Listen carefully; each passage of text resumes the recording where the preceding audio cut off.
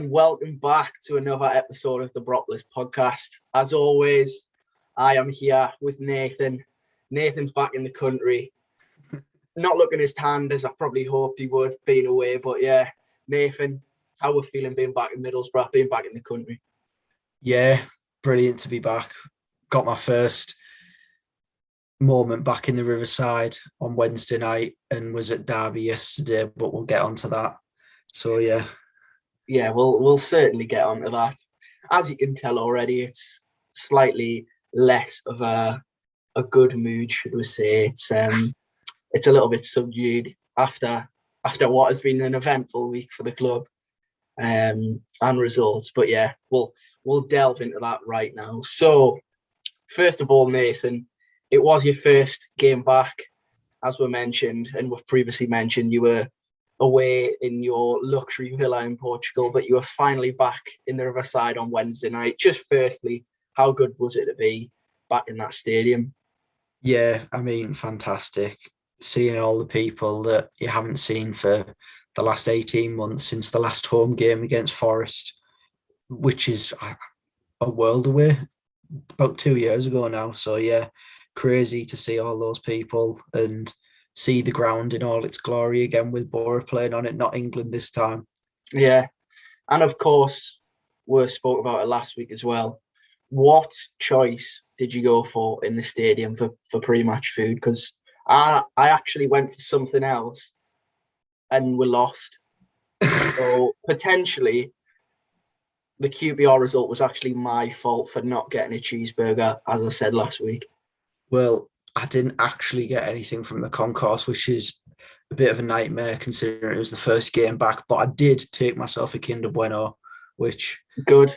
It is a good shout, but yeah, it didn't pay off, did it? With the lucky charm. Nah, the Kinder Bueno wasn't the lucky result, was it? Really, but still a very good chocolate bar, to be honest. So, on to the serious matter. Going into QPR, we said last week we want to get 6 points out the week, but we did speak of QPR being a more difficult game. Obviously, it was an unchanged team that went into the game. Were you happy with that, Nathan? Yeah, I mean, after the Bristol City game 2 Saturdays ago now, I think everyone will have been happy with the same team, really. I think we dominated Bristol City a few weeks ago and we look to continue that going into this week. So unchanged team was fair enough. Yeah, so it was an unchanged team. And to be honest, we really started off where we left off after the Bristol City result. We were quick out the traps in the first half and really showed a lot of promise. You know, we were dangerous going forward. The atmosphere, again, was brilliant back in the stadium. And we managed to get that all-important goal to open the scoring, which is always so important at home games, especially. Big Uche from the spot.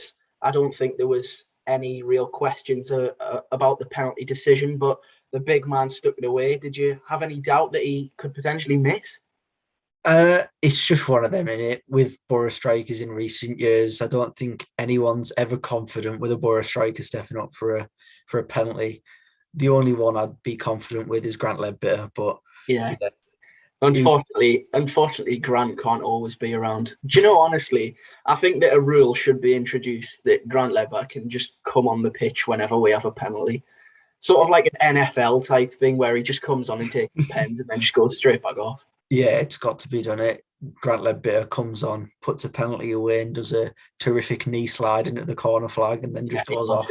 He loved a knee slide, didn't he? But yeah, Uche made no mistakes, straight down the middle. And what a celebration again from him, by the way. He really does love it when he scores. He absolutely loves it, doesn't he? He loves the Riverside. I mean, 2-2 now for him at the Riverside. Continue it, hopefully. Fingers crossed. That'd just be fantastic, wouldn't it? It would be lovely, wouldn't it? But yes, that was sort of really the end of the first half. Obviously, we went in 1-0 up and it was looking promising again, but then we'll come out for the second half and it was a little bit flat, really, wasn't it? Yeah, it's one of those. I think after the first 15 minutes in the first half, QPR did have a lot of the ball and they move it really, really well. Attacking players look so fluid for them, really, with the wing backs as well, bombing forwards. They just look like a really, really good football inside. And yeah, they passed it round us in that opening stages of the second half and they got the just reward, making it 1-1 quite pretty much in an instant, really, wasn't it? Yeah. And obviously for the first goal, I think we've got to talk about Johnny Howson's mistake leading up to the goal. And obviously it was his own goal in the end, but just sloppy really in the midfield. And that's sort of a topic that we want to discuss really, because over the past two games, and I think more so definitely in the QPR game, the balance in the midfield just seemed a little bit off. And in terms of personnel, the performances, it wasn't really a Johnny Howson or a Paddy McNair type performance that we've become used to really over the years. Yeah, I think in particular that QPR game, we did really get overrun in midfield. I think Johansson for QPR was fantastic. And yeah, his time wasting was quite frustrating as well for me watching on from my seat. He was fantastic the other night, really. And he did have the better of Howson and McNair himself. Yeah, and one player we did mention in midfield also, Chris Willock. We mentioned him the week prior and he goes and scores. I mean, whether that's a good reflection of our knowledge or I'm not sure, but yeah, it wasn't really a convincing performance in midfield. And I think obviously we'll get onto the game yesterday, but it definitely raised question marks about Johnny House and I tweeted after the game that it was mistakes made from players which was starting to let us down at the back end of last season. And obviously, I don't want to be too harsh on Johnny Howson because he's been a very good performer, arguably our player of the season last year. But yeah, it was just sloppy. And I think even at Fulham, there was a few times where I noticed that he gave the ball away. And these little mistakes that have crept in recently, it's something that a lot of people have picked up on and wanted Sam Morsy in ahead of him. Is that something that you were noticing during the game as well? Yeah, I think in the recent few months, I think me and my dad have picked up on Howson seems to be a bit less composed than he usually is, and I think he's more looking to play the ball long, really, into channels when there's really no one there. And I don't know if that's been drilled into him by the coaching staff at Boro to just like punt it long, hit the channels. But yeah, I'm not really sure. But yeah, Marcy obviously will and did get his chance yesterday, so we'll speak on that later as well. Yeah, and obviously quite quickly after equalising, they went on and got the second, and another man that we mentioned again, whether that is our knowledge or not, it's not really up for us to decide, I suppose. But yeah, Lyndon Dykes scored, and I think question marks are definitely got to be thrown at Joe Lumley for that second goal. Yeah, I mean, Dykes fires that in the only place really he can strike the ball at, which is at Joe Lumley, really, in that near post. And he should be doing better, really, shouldn't he? It's gone through him. He should be saving it. Yeah, fun fact about Lyndon Dykes, actually, you probably won't know this. My brother actually used to live with Lyndon Dykes. Really? Yeah, bit of a strange one, yeah. Back in the Queen of the South days, yeah, they used to live together. So I asked Nick to message him after the game and call him some names, but yeah, for obvious reasons, Nick wasn't really up for sending messages to London. So yeah, we'll move on from that, and obviously there was that initial sign of optimism of Isaiah Jones again down that left, tirelessly running, chasing, dribbling, everything you want from your wingers. Won the ball back, laid it off to our favourite man, Matt Crooks, and what a finish, really. Yeah, fantastic finish. But I think all the plaudits for that goal need to go to Isaiah Jones. I mean, got the ball down that left-hand side, tried to beat his man, and I think the cross got blocked. And QPR dilly-dallying on the ball towards the corner, deciding whether they're going to punt it long or play it short. Jones comes back in, wins it off his man, goes down the line again, plays it into Crooks, and smashes it top corner. And that I think everyone thought after that we were going to go on and try and win the game. Yeah, at that point, I think everyone in the stadium really thought, well, here we go. The atmosphere again was brilliant. And it just felt like this was going to be another game that we were going to take something from. That wasn't to be the case, obviously, in typical Boro fashion. As soon, almost, as we'd equalised, QPR were ahead again. As we said, Chris Willock was on the score sheet, had far too much time to pick his spot and rolled it into the back of the net. Now, firstly, do you think Dale Fry potentially could have got out to Willock quicker? And secondly, question marks about Lumley again, or would that be a harsh assumption? I think in the case of that third QPR goal, watching the build up to it, they popped the ball about so quickly, and they were. I don't even. For the second goal and for the third goal, they both of the goals got through our gap between the left back Baller and the left centre back, which was Fry on the night. So maybe they've picked that out as a weak spot for us, possibly. I don't really know, but it certainly was weak on Wednesday evening. They got both goals through neat play, and fantastic goals for them. Yeah, and obviously there was that big talking point after the game. Obviously, Neil Warnock really wasn't very happy and made it known. We all saw the video of him on Sky Sports telling the referees exactly what he thought. But I think he had every reason, really, looking back at that Charlie Austin incident. And, I mean, it was a red card, wasn't it? I don't think there's much more to be said about it. Yeah, I mean, it's the most blatant red card I think you can ever see. You can see the ball bounce as Hall's got his head in his hands pretty much after being nutted by Charlie Austin. Yeah.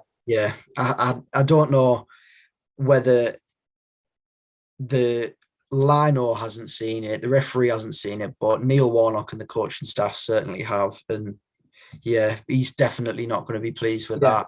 And it's not the first time that officials in the Championship have been a bit iffy. I think that's fair to say. Yeah, well, I think Warnock mentioned that the referee had actually seen it and had said that it was a coming together. So, I mean, what game the referee was watching, obviously we are slightly biased, but I think anyone seeing the video would realise that was a red card, and you just can't do that on a football pitch, really. Yeah, it's one of them. I think it's definitely not a coming together. And I think when the referee's got his report the next morning, he's looking at it thinking, how have I missed that? Yeah, I think even the referee will be disappointed with himself, to be honest. Or at least he should be anyway. Yeah, he should be 100% with that one. So in terms of that result, obviously it wasn't the result we were hoping for. And I think, to be fair, we've got to give a little bit of credit to QPR because, as you mentioned, they played through the thirds very effectively. Their midfield were excellent, I thought. And really, that's sort of what a lot of Middlesbrough fans probably want us to play like. We want to be that passing and moving team. Obviously, that's not to be the case, and it's not always the right way to play. But just a quick little bit about QPR and what do you think that they could achieve this season? Yeah, I did a Championship prediction not long ago, and I predicted them to be in the top half of the playoffs. They have that squad depth, which is so key in the Championship. They've got Charlie Austin and Lyndon Dykes up front that have both been able to score double figures in the Championship in recent seasons. Of course, Austin hit double figures in the Premier League not too long ago for QPR. And they have backup everywhere across the field really for them. And I think one person that needs to be looked at is Rob Dickey. He was fantastic at bringing the ball out from the back three the other night. Yeah, a lot of credit to QPR. But just in terms of, again, what we were missing. Obviously, I don't think the performance in general was as bad as what perhaps looking at the result you may have thought. Obviously, it's not really in our nature to concede 3 goals, but what do you think was missing from that QPR performance? Do you think it was a midfield thing? A lot of people spoke about the substitutions and taking Ikpiezu off. That's another point that we'll want to talk a little bit about later. But what do you think was really missing from that performance? I think it's one of them where in recent years, when we've played sides that have gone down to 10 men in games, we always seem to struggle, which is very strange. It shouldn't be the case, should it? Yeah, it shouldn't be the case at all. But yeah, it's a reoccurring theme. And I'm not quite sure why it happens, really, because it shouldn't. But yeah, maybe we just run out of ideas and our game plan goes out the window, because we seem to man mark a lot against sides that are decent at passing the ball and have a lot of possession, and maybe going down to 10 completely makes us think, well, who's meant to have who? And I'm not really sure. But when sides go down to 10, I think any team that has the extra man needs to be looking to dominate the ball a lot more, which we haven't. Yeah, I think, as you say, again, it comes back to balance, really, and that balance just wasn't there really all night. There was a lot of times where, QPR defenders, you mentioned Rob Dickey and Jordy Device as well, were just quite literally just strolling through the middle of the pitch, and it just seemed like we were at 6s and 7s, and no one was really sure who to pick up. And do you think that's going to be a problem going forward? Obviously, we do play with quite a rigid formation, and it's very much you do your job and I'll do mine. And when a team does come like QPR and try and plays around that, do you think that is going to let us down a lot this season? It's a strange one, really, because I don't think really that there's going to be many other better sides in possession of the ball than QPR. They were fantastic the other night, and I know I keep giving them praise, but they do deserve it, going down to 10 and being 1-0 down at half time as well, in a game where they know that Boro and the crowd are going to be up for it. But yeah, I think it's one of them. It's still disappointing. I'm still gutted. I'm still gutted by it, Yeah. really. I can't see how we've lost the game, unfortunately. Well, at least got a point, even a point. Yeah. It just wasn't to be in the end. So from the disappointment of Wednesday night, we then moved on to Derby in a game that we both said, if we want to be challenging for them playoffs, it was a game that we had to win, and we didn't achieve the win. Again, as always, when we're talking about these fixtures, when the lineup was released, were you pleased to see a few names drop out and a few names come in? Hall, and it was Johnny Howson who was spoke about. Were you happy to see them changes? I mean, yeah, I think Tavernier's introduction is one that Boro fans look at and think, yeah, we're going for it today. We didn't really know when he'd be back fit. After Warnock had said he could be a few weeks away last week, but yeah, yesterday it weren't his best game. But before the game, you look at Tavernier, Jones, Ikpiezu, Crooks, those 4 players there. You look at it and think, well, surely we're going to create some chances today with those lads on the pitch, but it wasn't to be. Yeah, Nathan, as you say, obviously we had the attacking lineup that a lot of fans would have been hoping to see. Obviously, Tavernier was back, and to me, I would say that it looked like he was half fit. I don't know how you feel about that, but yeah, again, it seemed like the game plan was really just pass it to Isaiah Jones and hope for the best, to be honest, which, I mean, I'm not against because he's been terrific. But yeah, we just didn't really create as many openings and chances as what you would probably hope going to the old cliche team like Derby at the moment. Yeah, I mean, looking at Derby, and their squad and their situation at the moment. I think last week we touched on it, saying we've got to go there and try and get 3 points. And us saying that made Boro do the complete opposite. Yeah. And we didn't create all too many chances at all, really. I can think of, off the top of my head, Ikpeazu had a half chance. Crooks hit the bar. Yeah, there was the Housen header. Yeah. For me, I know Warnock said yesterday that it was a good save by the keeper, but for me, I personally think Johnny Housen's got to be scoring there. Yeah, I mean, I haven't seen it back since being in the ground yesterday, but it did look like he probably should have scored coming in, and he was free at the back post as well. I mean, it's a whole different story if that goes in. Obviously, we'll forget about not creating chances, and everyone goes home thinking, well, that was the absolute perfect away day performance. Don't really let the home side have many chances, which, in fairness, they didn't really create anything too dangerous. Obviously, both sides struggle to create all afternoon, really. But yeah, it wasn't to be. But a little bit of praise, I think, has got to go to Joe Lumley, if I can get my words out correctly. Yeah, first mistake. Yeah. Hopefully the only mistake. But yes, Joe Lumley, Middlesbrough's number one. He did probably, I think he would even admit let himself down a little bit against QPR, but I think he redeemed himself yesterday. And I think I saw it was a first clean sheet for a Middlesbrough goalkeeper since March. So that is an achievement in itself. But yeah, a lot of credit to Joe Lumley yesterday.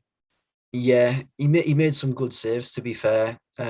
He made a good save from a free kick. I can't remember who took the free kick, actually. It may have been Ravel Morrison, I'm not too sure. But yeah, he did make some good saves. And we did have a nice sing-song to him towards the end of the game. Ain't nobody like Joe Lumley. Yeah, it's a good chant that, there's a few new chants going about this season. Definitely the ABBA Isaiah Jones chant. I'm a massive fan of that. But yeah, I think the ain't nobody. We've missed that since Suey left. So yeah, I'm a big fan of that, I'll be honest. Yeah, the Isaiah Jones chant was it was bouncing yesterday. We should say, obviously, you've mentioned it, but you were there yesterday. Again, I was an armchair fan, and I did watch the game, obviously, but yeah, you were in the stadium. But yes, what a chant! Yeah, fantastic. I think the Red Faction boys towards the end, the back end of the away end, were booming it out from pretty much minute 1 till about minute 20. It was superb from all of them, really. Yeah. So moving on, I suppose, to a different topic, but obviously it come out after the game as part of Neil Warnock's post-match press conference. Now, this is the most interesting part of this podcast, I probably would say, or definitely will be for listeners or viewers or whatever. Now, Neil Warnock made some comments last night that really received a massive mixed reaction and a lot of negativity.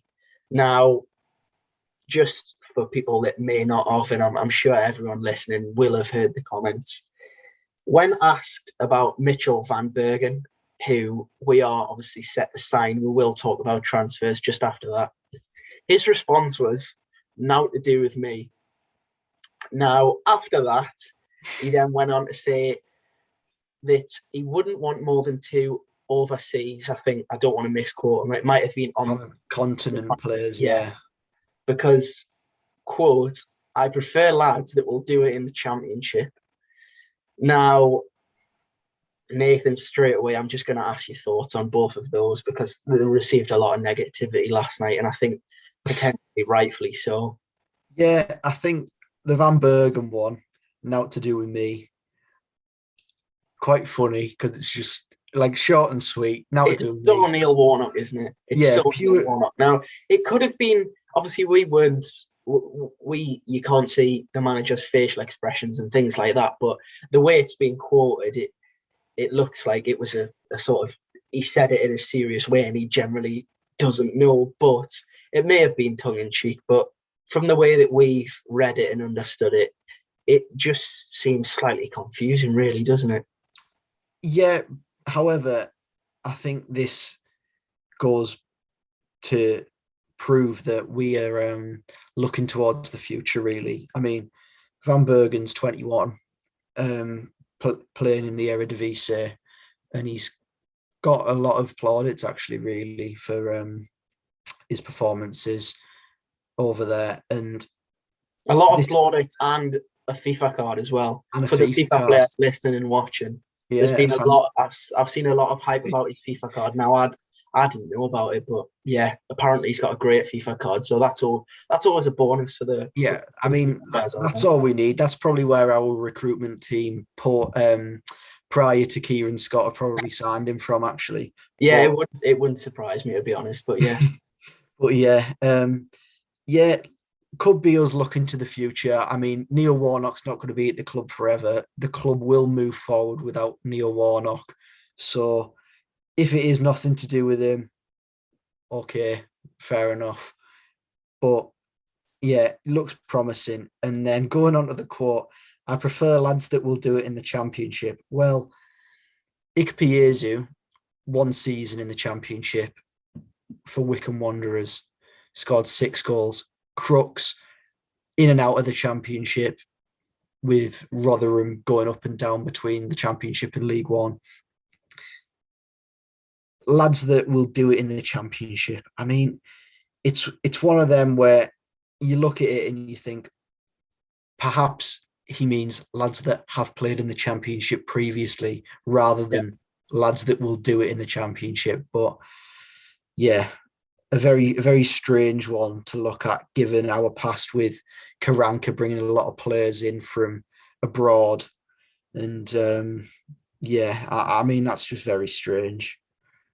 For me, I don't really know what he was trying to achieve with the comments. You know, obviously going into the season, he spoke a lot about everyone being together and, you know, home fans, and it's been a great atmosphere and pretty positive, to be honest, up until the QPR result. But even then, you know, the atmosphere was still positive and there was definitely no question marks about us going forward. But yeah, the comments that he made, I was really trying to understand what he was, in a way, what he was trying to say, but also why he thought that was needed. Obviously, we've brought in Kieran Scott, and as you say, we're obviously looking to go in a certain direction, and that's looking past Warnock in reality. But the comments didn't really seem to help anyone. You know, it just, again, confuses fans, confuses really probably some of the players that were actually looking to sign. And it just raises a lot of questions as to, is the club going in 2 different directions at the moment? Obviously, we have brought in, and it's quite clear to see which signings that Warnock's made, and it's quite clear to see which signings the club have probably made or are looking to make. But yeah, just a very confusing post-match press conference from him yesterday. Yeah, on that, I think the main word is contrast between Neil Warnock and the reports that we're getting on the transfer front, really. I think, so we've signed Piero, obviously from abroad, being linked to Andras Spara, who I think we'll get onto as well, from abroad in Europe, and now Van Bergen. So there's 3 that have been mentioned. We've been linked with Muniz. Okay, that one fell through, but that's also a player from abroad. And we've been linked to plenty of others as well, with the Italian striker Seri and a few others. So it is very strange for Neil Warnock to come out and say, I only want 2 or 3 players from on the continent. It doesn't really add up with the reports that are coming out about the club's transfer business. Yeah, and just slightly moving on to transfers and on the same topic, really. This morning we saw the comments that Warnock made about Chuba Akpom, and I think it's fair to say that Chuba Akpom certainly is not flavour of the month with Neil Warnock. And despite last year supposedly being his top target and how delighted he was to get Chuba Akpom at the club, his time at the club looks to be coming to an end, and his comments this morning about even if Akpom doesn't get a move, that he won't be considered for the first team. Again, it is very confusing and contrasting, as you said. Obviously, we brought in Tuba last year, and it's fair to say that it probably hasn't worked out, but it is partially probably Akpom. He hasn't really contributed the goals I think a lot of people were hoping for. But in the same breath, I think, it's difficult with signing these strikers where I don't actually think Tuba Akpom fits into the style that we're trying to play in. Even last year, there's been a slight change with obviously the addition of wingers at the start of this season, but Akpom was never really the type of striker that you would associate with Warnock. At least that's what I think. And I think, to be honest, unless Tuba Akpom has done something seriously wrong behind the scenes, which may be the case, but it may not be as well, I just think that the comments again are a little bit harsh, because if he doesn't get the move, he's going to be very unmotivated, and we're just going to have Tuba Akpom, sitting in the reserves or... Yeah, it is very strange, especially considering he did come off the bench on Wednesday night. So to completely drop him from the squad, it again doesn't add up. It's strange. And of course, yeah, the comments coming from Neil Warnock about Tuba Akpom I think are more than harsh, really. I don't, of course, we don't know what's gone on behind the scenes, but for me, he hasn't done anything wrong. It hasn't worked out for him, which it happens, unfortunately. Moves don't work out for players, and for Tuba Akpom, it hasn't. But yeah, it looks like you'll be moving out of the Boro exit door, but I'll wish him good luck. It just didn't work out. It's unfortunate. Yeah, and two of the players that we have mentioned, just moving more onto transfers now. Andras Boro. Now, we fortunately were able to speak to a friend of ours, Yannick Balassi. I'm not sure if I can call him a friend, really. He just follows us on Twitter. So we spoke a little bit with him. And yeah, he gave us a little bit of an insight into what Spra might have to offer. His quote was, "A great striker whose movement is top-notch and a quality finisher in the box. You're getting a genuine European pedigree striker." Now, that sounds very promising to me. But yeah, when I told you about these quotes and what Yannick had to say, it definitely sounds promising. To hear a genuine European pedigree striker. Yeah, that was the bit that stood out, wasn't it? Yeah. I mean, what a quote that is from Yannick, really. I think if we get anyone anywhere near a genuine European pedigree striker, then things are certainly looking up, aren't they? Yeah, definitely. And speaking of European pedigree, obviously Mitchell van Bergen. And just quickly, I think we all know what chant he's getting. There's been a lot of people mention it, but Seven Nation Army is absolutely waiting to be filled with the lyrics that fit his name. But yeah, quickly moving on from that. He's a quick winger, and from again, you never want to fall into the trap, but everyone does it anyway. We've seen YouTube highlights of him, and to be honest, he looks like something that we're crying out for. We've certainly got it on the left wing with Jones, but more of a direct threat down the right, and someone who looks actually quite composed in front of goal as well. Yeah, I mean, he's rapid, isn't he? I think you especially, Chris, have been very excited with the YouTube clips. I mean, we keep talking about the YouTube clips. Yeah, everyone gets excited over YouTube clips. It's football fan tradition, isn't it, really? If you can't watch a player that you've never seen on YouTube in some compilation with a dodgy bit of R&B, I mean, there's a mix, isn't there? There's dubstep or something Dubstep like or that R&B. normally. Yeah, and a few clips of someone scoring some goals in the league that you never normally watch, then what can you get excited about, really, Nathan? Yeah, I think this perfectly sums your reaction up. I've fallen into the trap again, but wow. So quick, so direct, and so composed in front of goal. And yeah, if those words sum up a player that we're about to sign, then yeah, let's have it. Let's get him in and let's see what he's all about. Yeah, if that didn't make sense to anyone watching or listening, that was me on, well, let's think, when was the link? Probably Wednesday or Thursday, was it? That was me after watching YouTube clips of him and deciding that, yeah, he was going to become a superstar. Yeah, absolute world beater. Fingers crossed, Nathan, yeah. Man that Neil Warnock will be hoping becomes a superstar. Obviously, we were linked with him last week and we spoke briefly about it. What a name as well, by the way, just again. Probably the best name that we're going to be linked with all summer. But yeah, Toyosi Olasanya signed from Billericay Town and went straight into the squad for Derby. But yeah, a signing that you're happy with? Yeah, it's one that provides some promise, really. I think it is a slight risk, but it's a risk worth taking. He's evidently proven in the lower divisions that he's got some ability, and he looks to be, from YouTube clips and from Boropolis compilation videos, Yeah, that he's got some real pace about him as well. So yeah, be interested to see what Toyosi's all about. But yeah, it's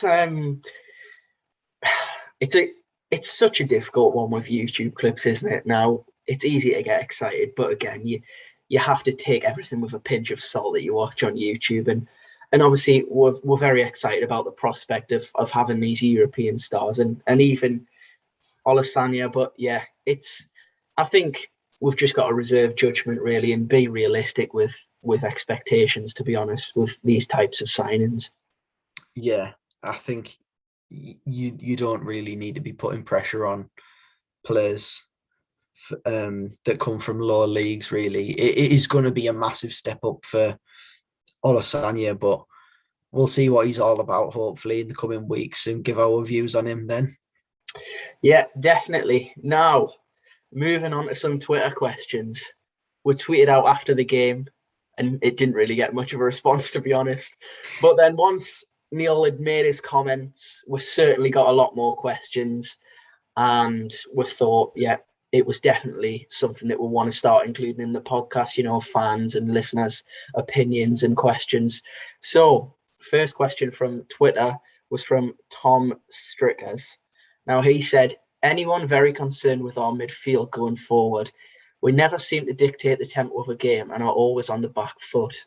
Now, it sort of ties in with Leo, who also asked about Piero settling in, and that's obviously another question that we'll get onto. But talking about the potential of us bringing in another midfielder, an attacking midfielder, and someone that can dictate the play. But just in terms of Tom's question, do you think that midfield is a position that we need to strengthen? I don't think it's particularly a position that we need to strengthen upon, but we need to strike the balance in there, don't we? We've spoke about it earlier, about we were a bit all over the shop against QPR in midfield and got overrun. But yeah, I think going forward, I'm not entirely sure, really. We can never seem to dictate the tempo of a game. Well, I don't think that's 100% right, because we, in the first 10 or so minutes, we have seen it in glimpses, haven't we? Against QPR, we did control the possession, and the balance was a bit better, but not to what we probably expected. And I think that's probably also down to formation. We've obviously chopped and changed from the 5 to the 4. But yeah, I think you're right with what you're saying. We're just yet to find that balance of personnel, and if we're playing a 2 or a 3 in midfield. Yeah, and we don't really know what's best at this moment in time, do we really? Because we've changed it so much in these opening 5 games, if you include the Blackpool one. Yeah, and as part of Leo's questions as well, he did mention Piero. Now, it's a hot topic at the moment. Obviously, a lot of fans, and rightly so, want to see our new number 10 brought in from Banfield in Argentina. And obviously, there's a lot of excitement about him. But do you think that it would be better to throw him in, or do you think it's a better option to, give him a few months, time to adapt and time to really sort of find his feet really before he starts playing full games, or at least getting more minutes than what he's currently getting. Yeah, I think he needs easing in, of course, because he has been away with Argentina in the Olympics and coming to another continent, not even just country, another continent, which is probably the culture and everything's probably so far from what it is over in Argentina. He does need to adapt, but we've seen it in the past with players that we've brought from the continent that we do seem to give them some game time in the first few months, then ease them back out the squad and then the back in. It's a strange one. He's only played, I don't even, about It must only half an hour or yeah, something like that, over 2 games. yeah. So Obviously, he did get the minutes at Blackpool as well in the cup, but that's not really probably a true reflection of what we're going to see. It was obviously a very second string game, really, from both sides. But yeah, I think you're right. I think as much as we all hate to see it as fans, I think the realistic thing that we're going to have to be is patient. To be honest, now it's a big move, and obviously, from what I'm aware of, I don't think Piero actually speaks English, which again is going to be difficult for him. And I've seen on Twitter today that, these people are human. He's moved, he can't speak the language to the other side of the world, and it's going to take time to settle. And I just think, as much as we really want to see him, I think it is probably the right decision to just ease him in slightly now. Maybe he's given more than 2 minutes at the end of a game, but yeah, just ease him in, and I think we've just got to be patient, really. yeah, I mean that's completely right. Whoever said that, of course the players are only human. I think it was Ian Smith, actually. Yeah, Yeah, Ian well, Smith. A lot of people know him on Twitter. Good yeah, writer, written for us in the past. Great bloke as well. yeah. Well, he's completely right. He's a human being at the end of the day. He's come from a completely different culture to over here in the UK, and he's probably here probably by himself. As far as I know, he doesn't have a partner, so he's getting used to a new culture by himself. He doesn't know the language. It's probably a strange environment for him. I mean, Teesside's a strange environment for pretty much everyone else in the UK. Yeah, anyone that goes to Teesside for the first time is probably thinking, "What's all this about?" Then, Yeah, exactly. So yeah, it's a strange environment for everyone.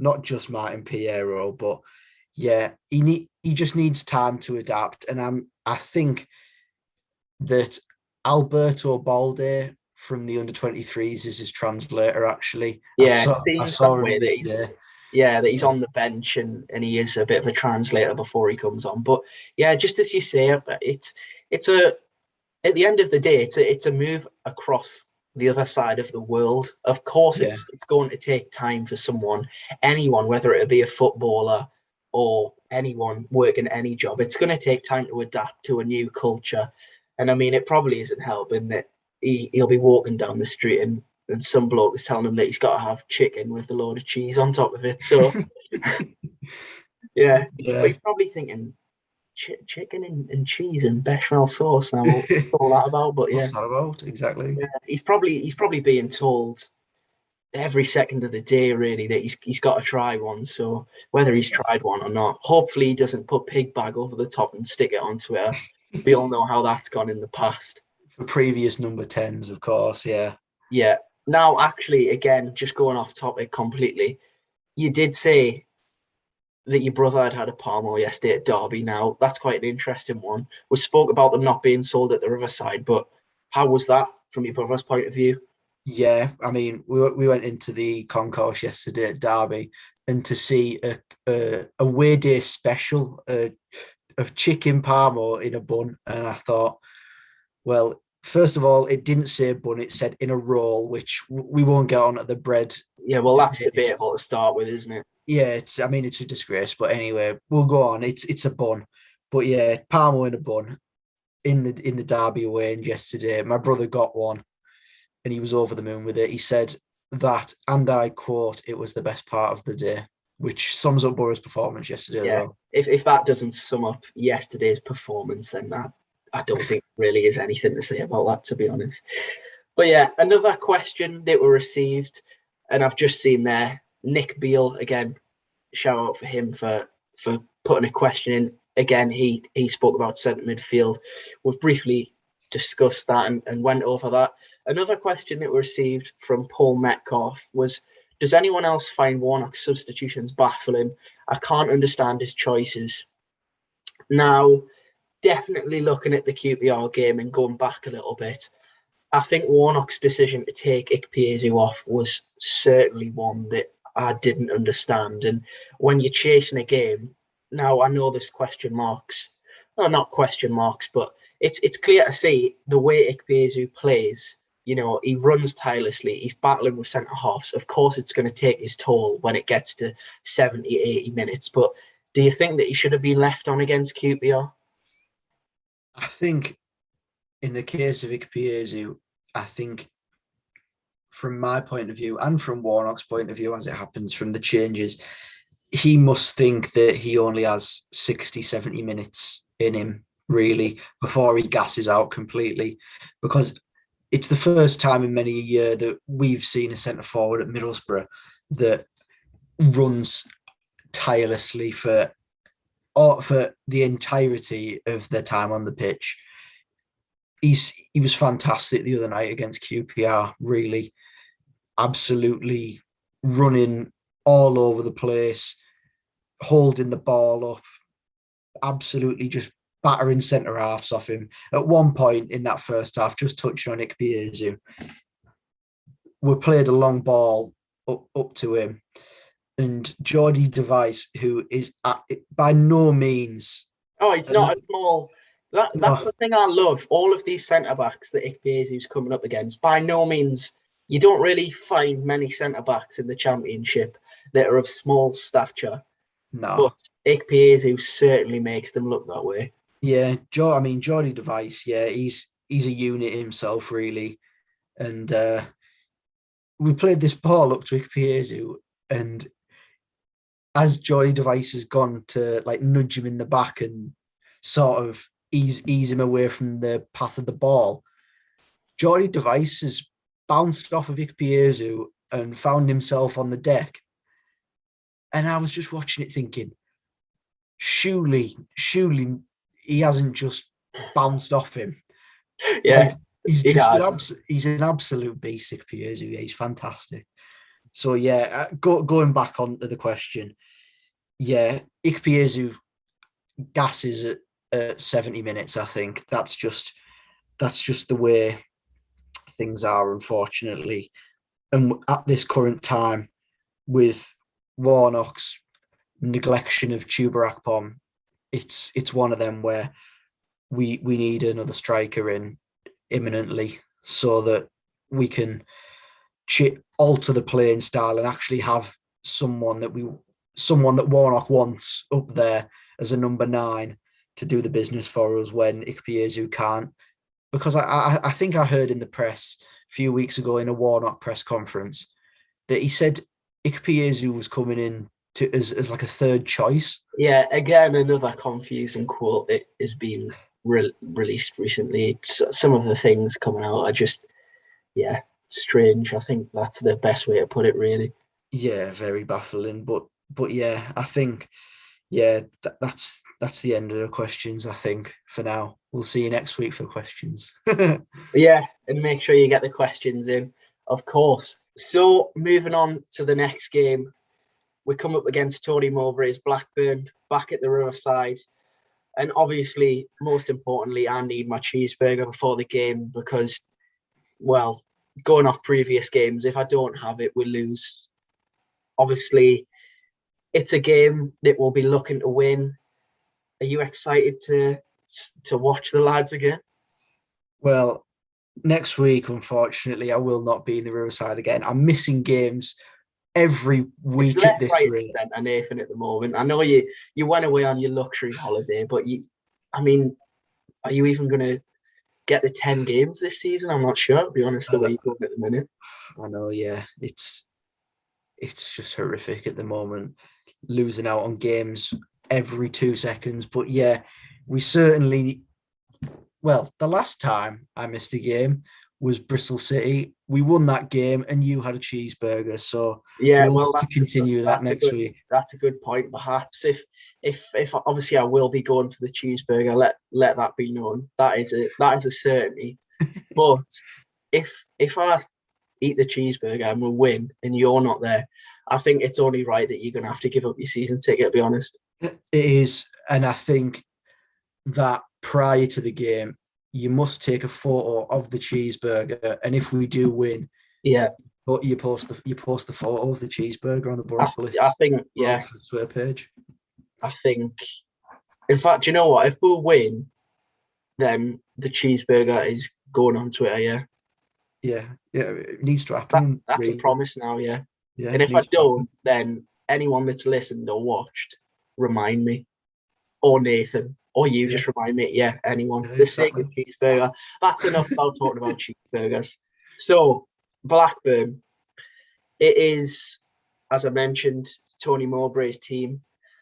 But another ex-Middlesbrough man that'll be coming back, his first time back. Big Danny Ayala. Now, it's a sad one. For me, I love Daniel Ayala at Middlesbrough. And I'll give him a good reception now. Nathan, I'm sure you love Daniel Ayala as well. Do you want me to give him a clap on your behalf? Yeah, I mean, I think we all love Danny Ayala. The only sour taste that is left in my mouth about Danny Ayala is the neglection of playing through Project Restart, which a lot of players actually did that were out of contract, but the ones that will really stick by, Marvin Johnson, and of course, Mr. 299 appearances himself, George Friend. Just for OCD purposes, that is really not great, is it? I think once he runs this contract down at Birmingham, which I still find baffling that when he left us, he signed a 2.5-year deal at Birmingham. I mean, Yeah. what sort of clubs offering? I don't even know how old George Friend was when he left us. Is he Maybe 33, 34? he's into his 30s, isn't he? And they offered him a 2.5-year deal, and then I've seen at the start of this season they offered him an extension on that with another year. Well, So who knows? By the end of the contract, maybe Stewie Down will be in charge by then. We love an ex-player, so yeah, we do. Yeah, you can't rule these things out. Maybe Stewie will get the band back together. yeah. We'll Stewie will sign a 40-year-old George Friend for one appearance just to make it yeah, 300 just to now get that again. 300. But yeah, so going on from George Friend making his 300th appearance in the thought of a 40-year-old George Friend's really throwing us off, to be honest with you, Nathan. But yeah, on the threat that Blackburn possess, one man, and we've spoke about names in this podcast, Ben Brereton Diaz. Now he's decided he's now going to represent Chile, and I actually love the fact that he's just stuck a Diaz on the end of his name and is sort of adapted that he's now Chilean. Yeah, he's scored 3 goals so far this season. And in all fairness, I know we're laughing at his name, but he's proven quite deadly actually for Blackburn. Yeah, he's on fire at the moment. Yeah, I in my player to watch for Blackburn in my championship predictions, I said it would be Brereton Diaz. If they did lose Adam Armstrong, which they have, he is signed for Southampton for a club record fee. So yeah, of course Armstrong's a big miss for them. After last season, he was the second or third top scorer in the championship last season, which was fantastic considering Blackburn kind of tailed off towards the end of last season, and finished towards the bottom half. But yeah, Diaz is certainly the man to watch for this weekend. Yeah, and do you think that, obviously, given our previous two results, we were hoping for 6 points out of last week, but it turns out it was only one. Do you think this game has now become a must-win game? Is it too early to say that? I wouldn't necessarily say it's must win, but it'd be nice to go into the first international break of the season, which is outrageous that it's already Oh upon yeah, us. I loved the Euros, and I'm sure everyone else did. But I was just really getting back into the thick of club football, and it's the worst for me. I'm a real fair weather England fan. You know, I love all the tournaments, but as soon as that first international break comes around, I mean, do I really want to watch England play?